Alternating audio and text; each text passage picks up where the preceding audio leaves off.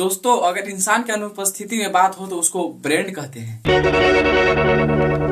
अगर एक इंसान को लाखों लोग कॉपी करे तो उसको कहते हैं ट्रेंड। इस गाने के बाद आप खेसारी लाल यादव जी को कह सकते हैं ट्रेंडिंग स्टार। खेसारी लाल यादव ने एक गाना गाया मुर्गी, और सारे लोग उसी पे रेंगने लगे, सब मुर्गी मुर्गी मुर्गी। थोड़ी मर्यादा रखिए।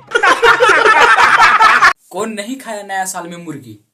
हेलो दोस्तों, मुद्दा ये नहीं है कि किसका गाना ट्रेंडिंग में आया, किसका गाना ट्रेंडिंग में नहीं आया। मुद्दा ये है कि बिहार में सबसे ज्यादा किसका ट्रेंड रहा।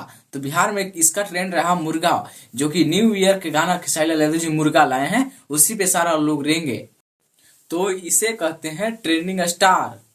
बिल्कुल आपने मेरे दिल की बात बता दी। डरने वाला नहीं हूँ किसी से, ये बात कहता हूँ सरेआम। माँ का लाडला हूँ, किसी पापा की परी का नहीं हूँ गुलाम।